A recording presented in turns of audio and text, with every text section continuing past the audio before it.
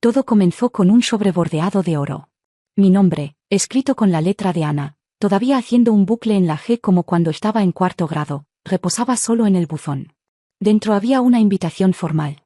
Una noche para Carmen celebrando el legado de una madre. Tuve que leerla 2 veces para creerlo. Ana no era del tipo sentimental. Pero ahí estaba, mi nombre en letras grabadas, una lista de invitados que incluía antiguos alumnos, viejos amigos que no había visto en décadas e incluso el decano de su facultad de Derecho. Durante semanas, esquivó mis preguntas. Solo ven, mamá, decía con un guiño. Ponte ese vestido azul marino que me encanta. Confía en mí. Así que lo hice. Me ricé el cabello. Usé lápiz labial por primera vez en 5 años. Me paré frente al espejo y apenas reconocí a la mujer que me miraba, porque parecía orgullosa. El lugar era deslumbrante. Arañas de cristal. Rosas blancas. Un cuarteto de cuerdas tocando Vivaldi. La gente se puso de pie cuando entré, alguien incluso aplaudió. Una mujer susurró, tú debes ser la madre de Ana. Asentí. Lo soy. Tomé asiento en la primera fila, justo debajo del escenario. Ana aún no estaba a la vista, pero su presencia estaba en todas partes. Una presentación de fotos de su infancia se proyectaba en la pantalla detrás del podio. Ana con brackets, Ana en su graduación, Ana abrazándome con una risa desdentada. Y entonces las luces se atenuaron. Un solo foco iluminó el escenario, y ahí estaba, mi hija. Alta, elegante, radiante en un vestido de seda esmeralda. Sostuvo un micrófono, carraspeó y me sonrió directamente. No siempre fui fácil, comenzó, pero ella nunca me soltó. Incluso cuando le di todas las razones para hacerlo. Risas. Asentimientos. Algunos sollozos. Su voz era firme, sincera. Habló de nuestro pequeño apartamento con tuberías que goteaban, como una vez vendí mi anillo de bodas para pagar sus libros de texto. Incluso mencionó la vez que caminé 5 kilómetros bajo la nieve cuando el coche se averió, solo para conseguirle un jarabe para la tos. Sentí las lágrimas antes de notarlas. No eran dramáticas, solo suaves, como la lluvia que te sorprende. Ella me miraba todo el tiempo. Mi corazón se hinchó con algo demasiado grande para nombrar. Este era el momento. Mi momento. Después de toda la soledad, los sacrificios, las noches sin dormir, aquí estaba ella, diciéndole al mundo que importaba. Que había hecho algo bien. El público estaba completamente inmóvil. Ana hizo una pausa, tomó aire.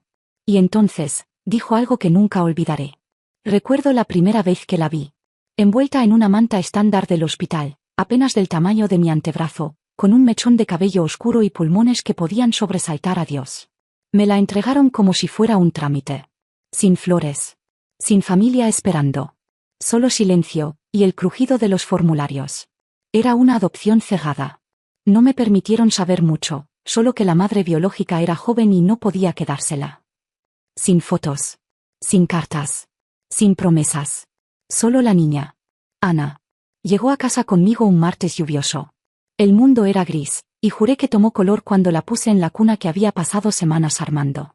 Pinté el cuarto yo misma, girasoles en las paredes, un móvil de estrellas que giraba con la más leve brisa. No tenía mucho dinero, pero tenía amor gastado cosido en todo lo que poseía.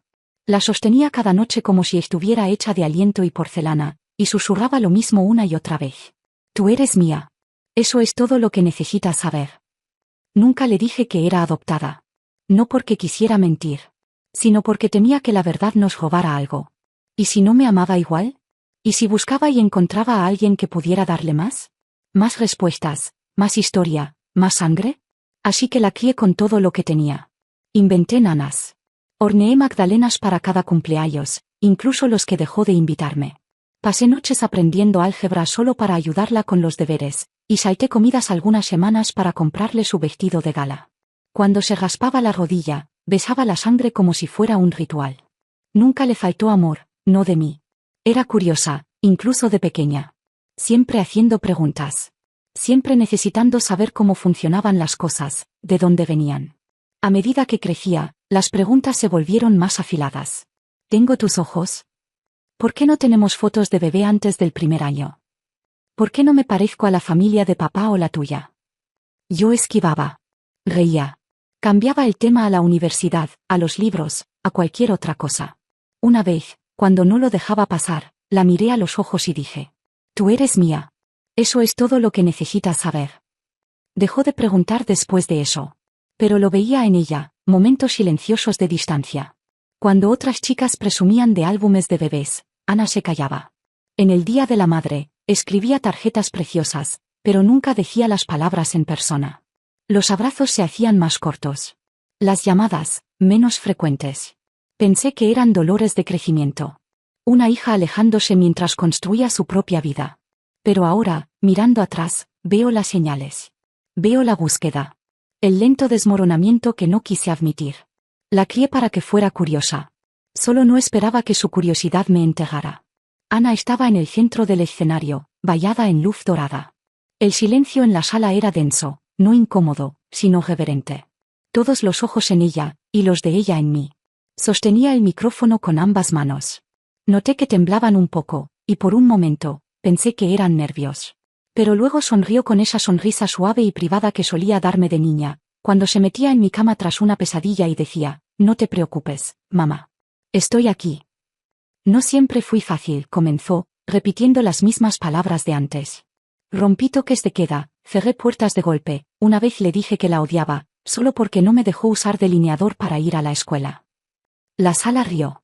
Yo también. Continuó, tejiendo historias en el aire como cintas. La vez que me quedé despierta cosiendo un disfraz de Halloween porque la tienda se quedó sin su talla. Como manejé 3 horas después del trabajo para dejarle un proyecto de ciencias olvidado. Incluso como una vez estuve bajo la lluvia con un paraguas solo para que no se mojara corriendo al coche. Había olvidado algunos de estos momentos. No porque no fueran significativos, sino porque eso hace la maternidad, pliega el tiempo al servicio del futuro de otra persona. Das tanto de ti misma que olvidas dónde fueron a parar los pedazos. Pero Ana recordaba. Y en ese momento, escuchando mi amor hablado en voz alta, me sentí vista de una manera que no había sentido en años. Se giró hacia mí. Ella me dio todo. Tiempo, fuerza, una columna vertebral de hierro y un corazón lo suficientemente suave para perdonar incluso cuando no lo merecía. Ella es la razón de quien soy hoy. Las lágrimas corrían por mi rostro. No las limpié. El público aplaudió. La gente se giró a mirarme, algunos incluso asintieron con admiración. Unos susurraron vaya. Sonreí, abrumada por una calidez que no había sentido en décadas. Este era el momento. El momento con el que toda madre sueña. Pero entonces, hizo una pausa. Solo lo suficiente para que la atmósfera cambiara. Su sonrisa no se desvaneció, pero cambió, menos tierna, más preparada. Y esta noche, dijo suavemente, quiero honrar también a otra mujer. Alguien que también jugó un papel en traerme a este mundo. La mujer que me dio la vida, también está aquí esta noche. Mi aliento se detuvo. Las cámaras giraron. Las cabezas se volvieron. Un silencio más afilado que el silencio recorrió la sala. Las puertas dobles se abrieron al fondo del salón.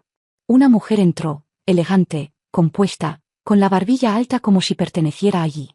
Miró lentamente a su alrededor, luego avanzó hacia el escenario. Ana bajó, la encontró a mitad de camino y la abrazó.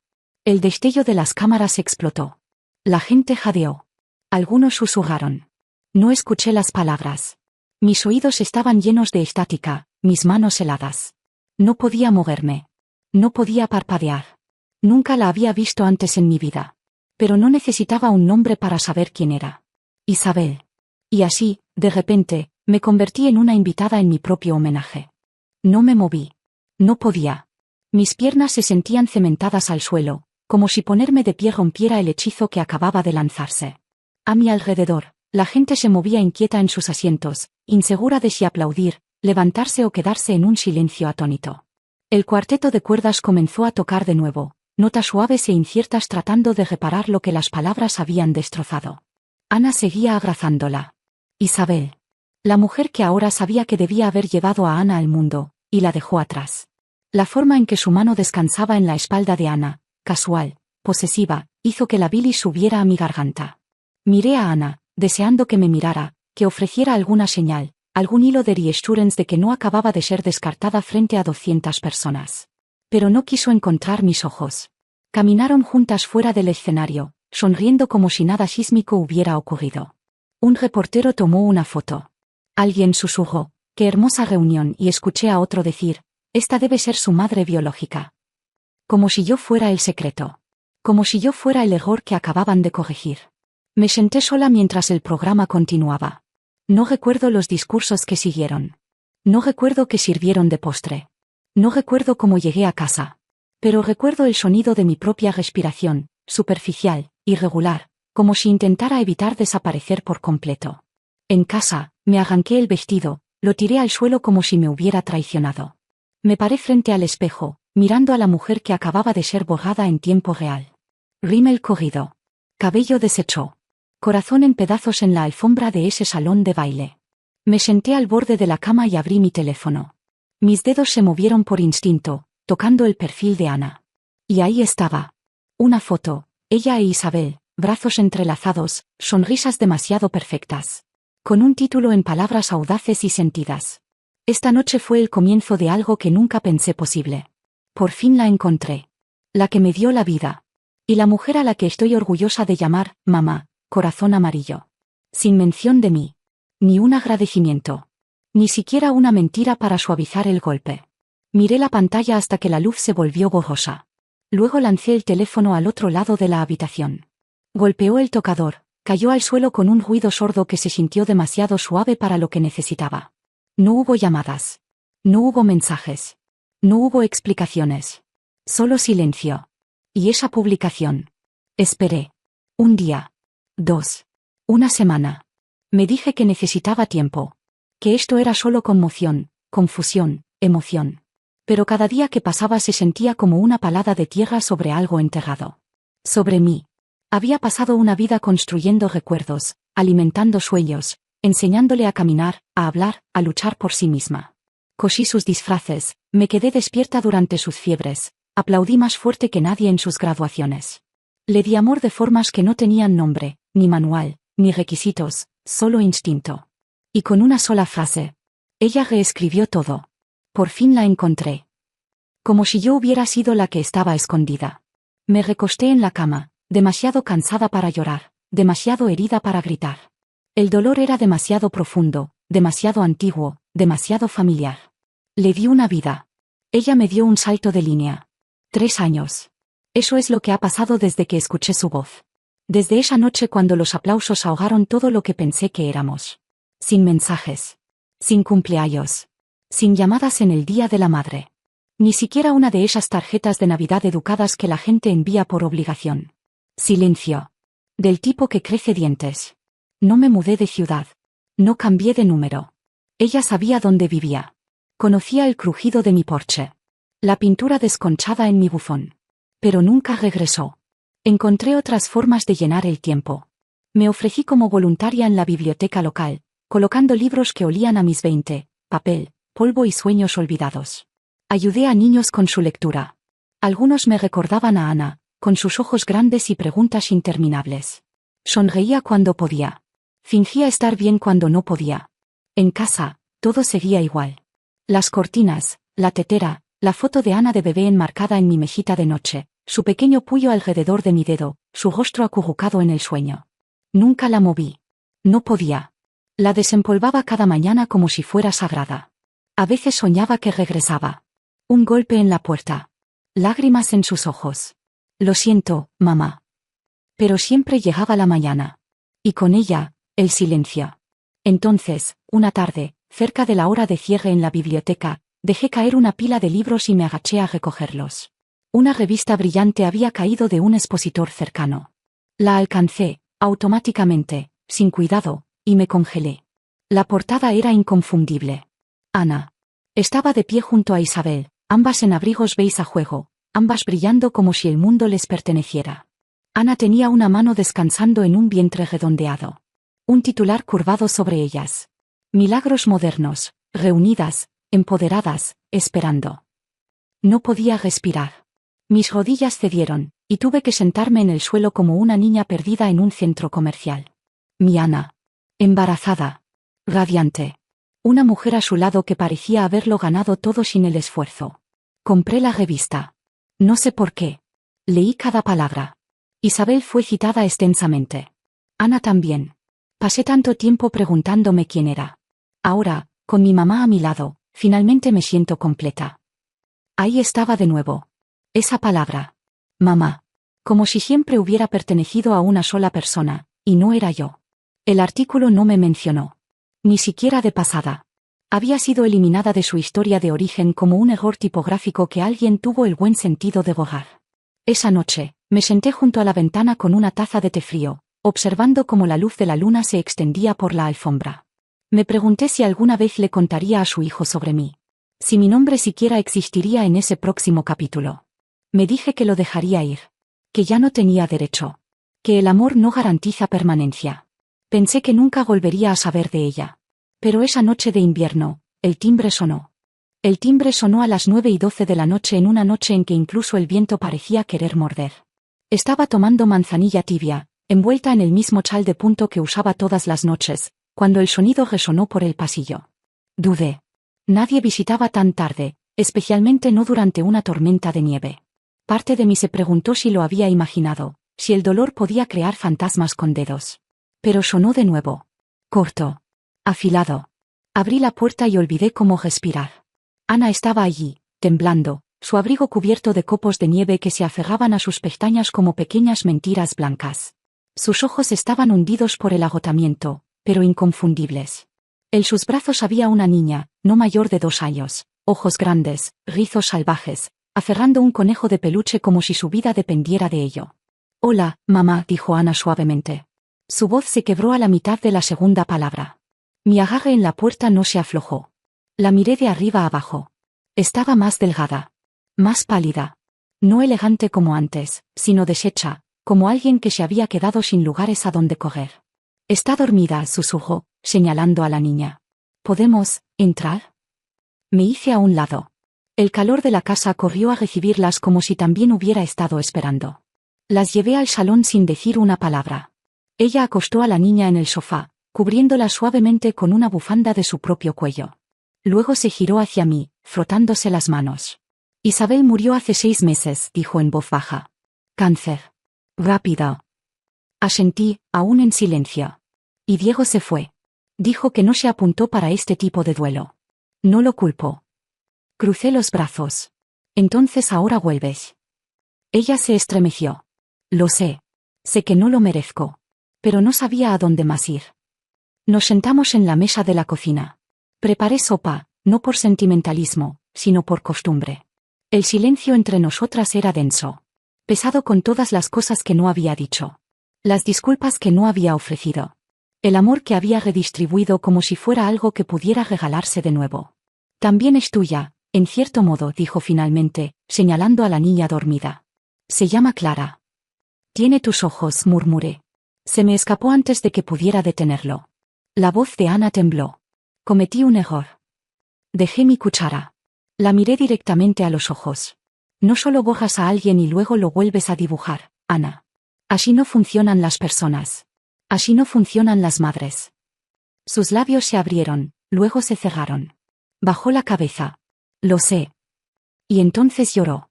No del tipo silencioso y elegante que probablemente había perfeccionado con los años, sino sollozos profundos y guturales que doblaron su cuerpo por la mitad. No la alcancé. Todavía no. Simplemente me quedé allí, observando cómo la nieve se acumulaba contra el alféizar. Esa noche, ella durmió en la habitación de invitados, y Clara se acurrucó a mi lado como si siempre hubiera pertenecido allí. Y por primera vez en años, había 3 latidos bajo mi tejado de nuevo. Pero no era como antes.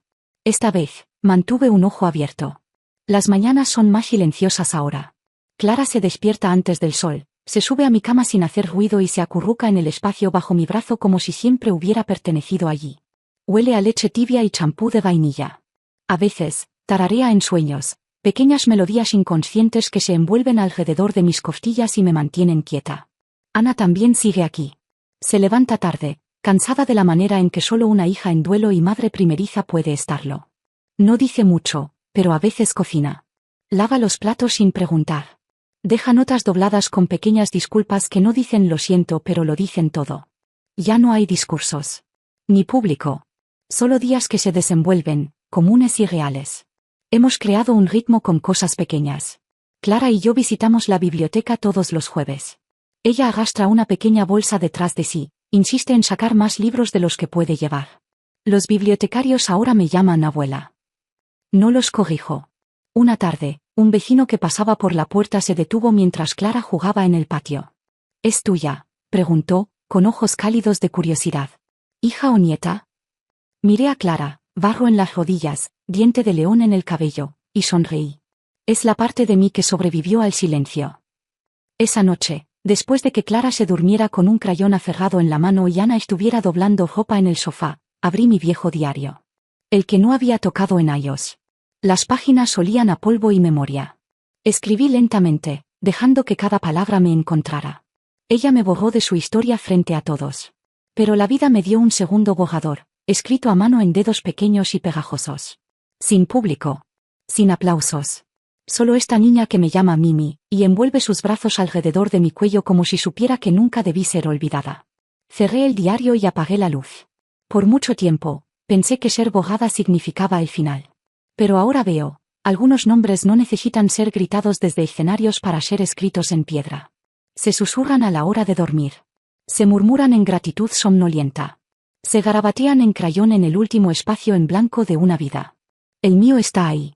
Y esta vez, está escrito con amor.